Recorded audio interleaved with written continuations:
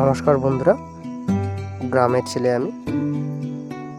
তো ওই দিন যে জায়গাটা দেখিয়েছিলাম আপনাদের, যে চাষ মারা হয়েছে জমিনটাতে জল ঢুকিয়ে, ওইখানে এই 3 বস্তার ধান, টোটাল 45 কিলো আছে এই 3 বস্তাতে হয়ে। এই 3 বস্তার ধান ওই জায়গাটাতে পড়বে।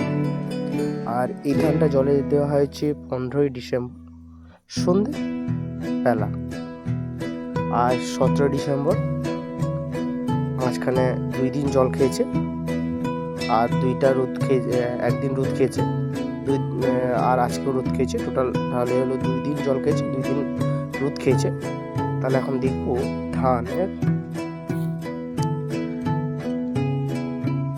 অঙ্কুরোদ্গম হতে 2 দিন রোদ এবং 2 দিন জল খাওয়ার পর দেখবো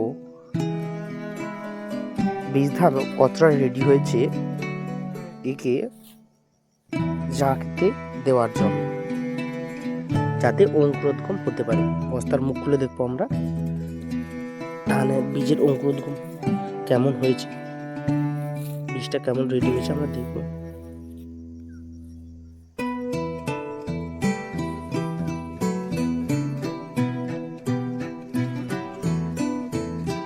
এই দেখুন, দুটো রোদ এবং 2 দিন জল খাওয়ার পরে ধানের কি অবস্থা হয়েছে দেখুন আপনারা।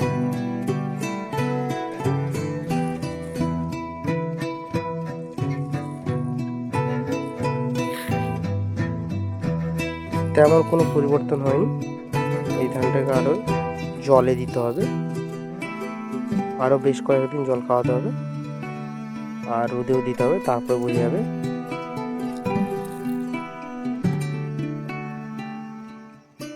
এর কি পরিবর্তন হয়েছে। এই বস্তার ধানগুলো আলাদা আর একজনের ধান। তো ইনি রাতে দিয়েছেন 14 ডিসেম্বর রাতে দিয়েছেন জলে ধানগুলো, মানে এটা 3 দিন রোদ 3 দিন জল খেয়েছে। তো দেখবো যে এই ধানের কি পরিবর্তন এসছে অঙ্কুরোদ্গম হতে।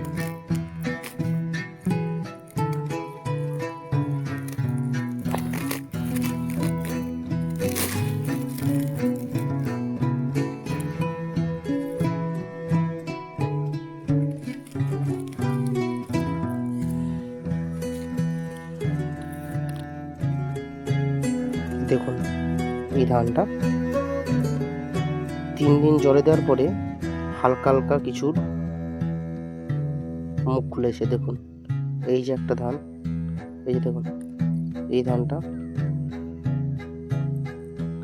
কিছু কিছু ধানের, এই দেখুন এই ধানটা কিছু কিছু ধানের মুখ ফেটেছে, মানে আরো 1-2 দিন জল খাবে মনে হয়, সম্ভবত আর 1-2 দিন জলে দেবে, তারপর এটাকে জাঁতে দেবে গজা হওয়ার জন্য এই ধানটাকে।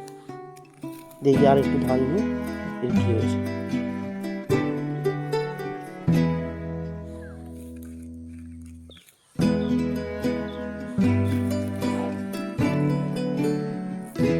হ্যাঁ দেখুন এই ধানটাতে কিছু কিছু ধানগুলো গজা হয়েছে। এই ধানটা, এই ধানটা, এই ধানটা, এটা মুখ ফুটেছে, এটা অঙ্কুরোদ্গম হয়েছে বীজের।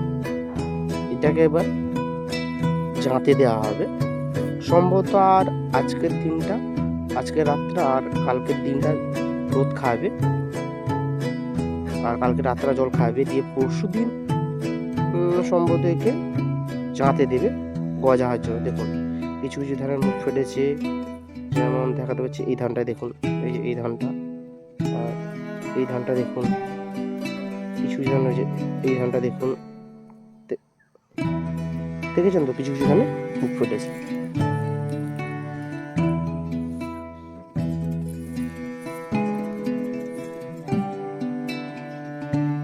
এই দেখুন এই ধানটা মুখ ফেটেছে, মানে এটা ঠিক জাঁতে দেওয়ার জন্য তৈরি হয়ে এসছে। আর হয়তো আজকে রাত্রে আর কালকের দিনটা রোদ খাবে, আর কালকে রাত্রে জল খাইয়ে জাঁতে দেবে। অঙ্কুরোদ্গম হওয়ার জন্য।